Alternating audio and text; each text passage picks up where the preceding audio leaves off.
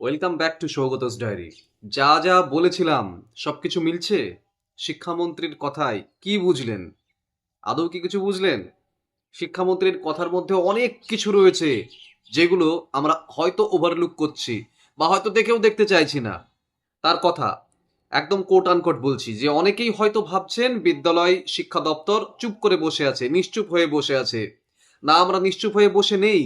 আমাদের দপ্তর সমস্ত দিক থেকে বিবেচনা করছে, পদক্ষেপ নিচ্ছে এবং সম্মানীয় মুখ্যমন্ত্রী তিনিও আমাদের দপ্তরের বিষয়ে সমস্ত কিছু খোঁজ খবর তিনি রাখছেন। এই যে কথাটা আমি বলেছিলাম, এই যে নিশ্চুপ হয়ে বসে থাকছে, এই যে চুপচাপ কোনো কথা নাই, একটা যে বড় নিস্তব্ধতা এসএসসি নিয়ে, এসএলএসটি 2 নিয়ে এবং 2016 সমস্ত কিছু নিয়ে চুপ করে, এর দুটো জিনিস হতে পারে। একটা হচ্ছে আশঙ্কা এটাই যে এই বিষয়ে ভাবছেই না, অথবা দুই, এটাই বলেছিলাম যে হয়তো গভীরভাবে ভাবছেন, হয়তো তলিয়ে ভাবছেন কি করা যায়। এটা তো টিএমসি সরকারের মতো উল্টো পাল্টা ভাবে যা ইচ্ছা করে দিলাম, হ্যাঁ, ওরকম নয়। সুতরাং এই কথাটুকু যেখানে ধরুন শিক্ষামন্ত্রী এইভাবে বলছেন, এটা তো ভোটের প্রচার নয় যে ভোটের প্রচারে গিয়ে তিনি উল্টো পাল্টা কিছু একটা বলে ভোট চাইছেন, এরকম তো নয়। ভোট চাইবার জন্য অনেকে অনেক কিছু করে, কিন্তু এই ক্ষেত্রে তিনি যে কথাগুলো বলছেন তিনি দায়িত্ব নিয়ে বলছেন এবং সেটাই আমরা বিশ্বাস করব। তাহলে এইখান থেকে তিনি যে বলছেন আমরা নিশ্চুপ হয়ে বসে নেই, নিশ্চুপ মনে হলেও নিশ্চুপ হয়ে বসে নেই, ভেতরে কাজ চলছে। আমি বারবার এই কথাটা ভিডিওতে বলেছি যে ভেতর ভেতর অন্য কোনো পরিকল্পনা, ব্যালেন্সড ওয়েতে কোনো কিছু করবার পরিকল্পনা এইগুলো কিন্তু চলছে। তার জন্য সময়টা লাগছে। তারপর ধরুন তিনি বলছেন যে আমি সকলকে জানাতে চাই যে 2016 SLST, group C, group D, 2025 SLST, এই সমস্ত বিষয় আমার এবং আমাদের খুব ভালোভাবে জানা রয়েছে। তিনি রিকোয়েস্ট করছেন সবাইকে যে এই বিষয় নিয়ে আমার সঙ্গে সাক্ষাৎ করে, ফোনে বড় বড় মেসেজ পাঠাবেন না, সাক্ষাৎ করবেন না, বা আমার মেলেও কোনো অজস্র মেল করছেন আপনারা, সেগুলো করবেন না। আমরা এগুলো সব জানি। এই বিষয়টি আমার সামনে যে সবচেয়ে এখন একটা বড় দরজা, এই দরজাটা ভেদ না করতে পারলে এর পরের ঘরে আমি যেতে পারছি না, এই কথাটা তিনি বলেছেন। এটাকে আমাকে ভেদ করতেই হবে। সেই কারণে এই দরজা খোলার জন্য আমরা নিরন্তর প্রচেষ্টা চালিয়ে যাচ্ছি। এবার দেখুন, এখান থেকে কি সরকার তার মানে আগে পেন্ডিং রিক্রুটমেন্টের সমাধান করতে চাইছে, তার মানে এসএলএসটি 2। এবং এবার এখান থেকে একটা ধারণা খুব স্পষ্ট যে এসএলএস, আমাদের আমাদের যে নতুন নতুন যে নিয়োগের কথা বলছেন, অনেক জায়গায় অনেকে বলছেন যে এসএলএসটি 3 মাস কয়েকের মধ্যে হলো বলে, এসএলএসটি 3 মাস কয়েকের মধ্যে হলো বলে। এই কথা থেকে এই কথা 100% পরিষ্কার যে এসএলএসটি 3 হচ্ছে না, আপাতত কোনো মতেই হচ্ছে না। তিনি যে বলছেন এই দরজাটা না খুললে, মোস্ট ইম্পর্টেন্ট লাইন তার সমস্ত বক্তব্যের মধ্যে, যে এই দরজা না খুললে আমি পরের দরজায় যেতে পারছি না, এই দরজাটা আমাকে টপকাতেই হবে। অর্থাৎ এটা একটা চ্যালেঞ্জের মতো। পুরনো সরকার যা ঘেটে ঘ করে দিয়ে গেছেন, তারপরে এগুলো করা একটা চ্যালেঞ্জের মতো, এবং সেখানে আমাকে এই দরজাটা পেরোতে হবে। তারপরে আমার নেক্সট অপরচুনিটি বা নেক্সট যে কাজ সেটা আমি পাবো। তার মানে এটা থেকে 100% শিওর পঞ্চায়েতের পরীক্ষা আসছে, আপার প্রাইমারি পরীক্ষা আসছে, এসএলএসটি 3 আপাতত আসছে না। লিখে নিন আপনারা। প্রচুর ভিডিওতে বলেছি এই কথাগুলো, বলেছি, আজকে মিলছে আপনাদের সঙ্গে। এসএলএসটি 3 এখন হবে না। যারা বলছেন এসএলএসটি 3 3 মাসের মধ্যে হবে, তারা ভুল বলছে। 3 মাসের মধ্যে এসএলএসটি 2 কমপ্লিট হবে না। এসএলএসটি 2 কমপ্লিট না হলে এসএলএসটি 3 আসবে না। একদম ক্লিয়ার কথা। এবার দেখুন, আরো ইম্পর্টেন্ট লাইন। আমার দপ্তর সব দিক বিবেচনা করে এসএসসির আইন, আহ, সুপ্রিম কোর্টের আইন, সরকারের মানবিক দৃষ্টিভঙ্গি সমস্ত দিক দিয়ে বিচার বিবেচনা করবে আর যথার্থ পদক্ষেপ অতি দ্রুত গ্রহণ করা হবে। হ্যাঁ, অতি দ্রুত গ্রহণ করা হবে, তিনি রিপিট করছেন। আচ্ছা, আইনি জটিলতা, এই যে কথাটাকে বলা হচ্ছে, কিসের আইনি জটিলতা? অ্যাকচুয়ালি তো সুপ্রিম কোর্টের অর্ডারে পরীক্ষা হচ্ছে এবং এই যেভাবে চলছে, 11-12 এর পিভিআর হচ্ছে, এরপরে 9-10 এর ভেরিফিকেশন ইন্টারভিউ হয়ে যাবে এবং প্রচুর মানুষ চাকরি পেয়ে যাবেন। এটাতে এটা এটা পুরো সুপ্রিম কোর্টের অর্ডারে কিন্তু হচ্ছে। কিন্তু এর মধ্যে তিনি যেটা বলছেন যে সমস্ত দিক বিচার বিবেচনা করব, সমস্ত দিক বিচার বিবেচনা করব। ভালো করে দেখুন, বিচার বিবেচনা করা, আমরা যে বারে বারে যে একটা জিনিস ভাবি যে সরকার পুরনো কোনো কিছু নিয়ে ঘাটাঘাটি করবে না, পূর্ণ রিক্রুটমেন্ট নিয়ে, কিন্তু তিনি যে এইখানে বলছেন যে সমস্ত দিক বিচার বিবেচনা করে দেখা হবে, মানবিক দৃষ্টিভঙ্গির সাথে বিচার বিবেচনা করা হবে। এই ক্ষেত্রে কিন্তু আমার একটি বদ্ধমূল ধারণা হচ্ছে ২০১৬কে নিয়ে এসএসসি ভাবছে। ২০১৬কে নিয়ে সরকার ভাবছে। কেমন? সমস্ত দিক বিবেচনা করবার তো কোনো কিছুর দরকারই নেই। পরীক্ষা হয়ে গেছে, রিক্রুটমেন্ট দেবে, চাকরি হয়ে যাবে। এসএসসি আ ব ব ব সুপ্রিম কোর্টের অর্ডারের পরীক্ষা হচ্ছে। কোন দিক থেকে কোনো বাধা তো নেই।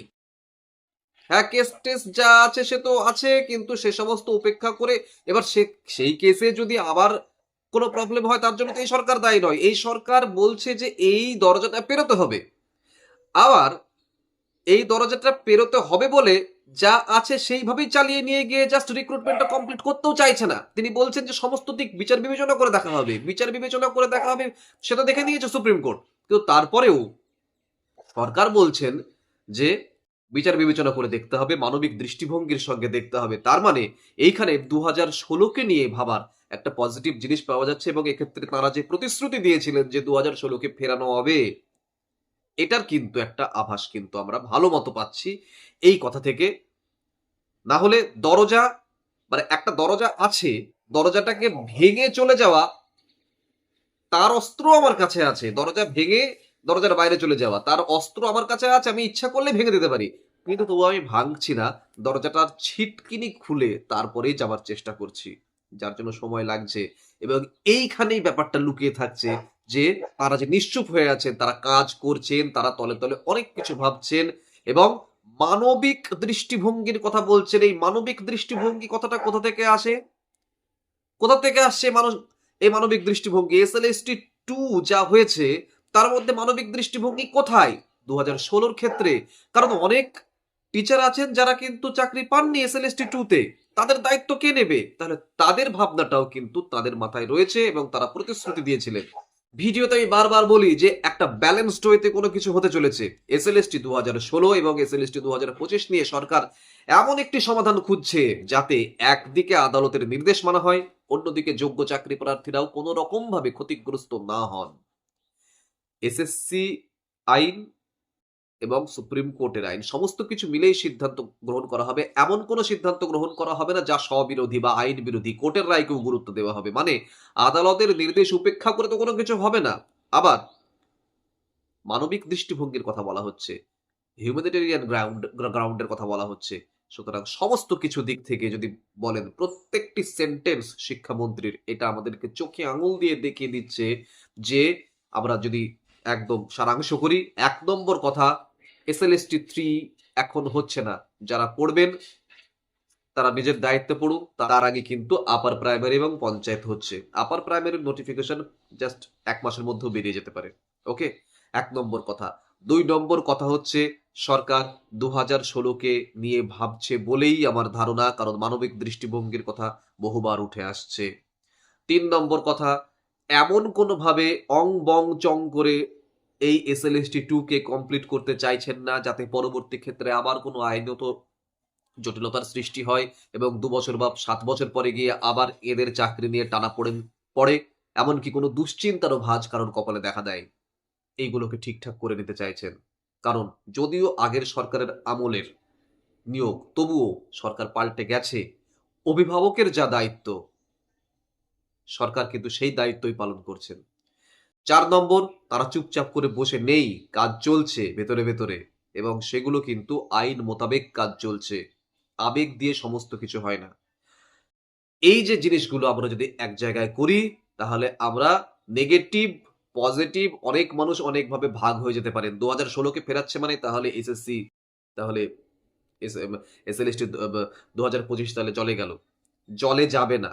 ওই যে আমি বারবার বলি ব্যালেন্সড ওয়েতে কাজ করবে। হ্যাঁ, আইনি জটিলতার মধ্যে পড়বে। ২০১৬ যদি চলে যায়, ফিরে যায়, যদি ফিরে যাওয়ার ব্যবস্থা করা হয়, এদিকে শিশির বাবুর যে রিজারেকশন গ্রুপ সেই নিয়ে আমি আরেকটা ভিডিও করব যেখানে ২০১৬ কে ফেরানোর আপ্রাণ চেষ্টা করা হচ্ছে। সেটা নিয়ে আমি আরেকটা ভিডিওতে আসব। কিন্তু যদি ফিরে যায় সেক্ষেত্রে ২০২৫ কিছুটা সমস্যার মধ্যে পড়লেও ওই যে বলছি বারবার ব্যালেন্সড ওয়েতে কাজ হবে। সমস্ত জটিলতা কাটিয়ে উঠে তারপর আবার নিয়োগ হবে। 2025-ও নিয়োগ হবে। এরকম কখনোই হতে পারে না যে 2016-কে দিয়ে দিলাম আর 2025-কে ছুঁড়ে ফেলে দিলাম। ঠিক আছে? এটা হবে না।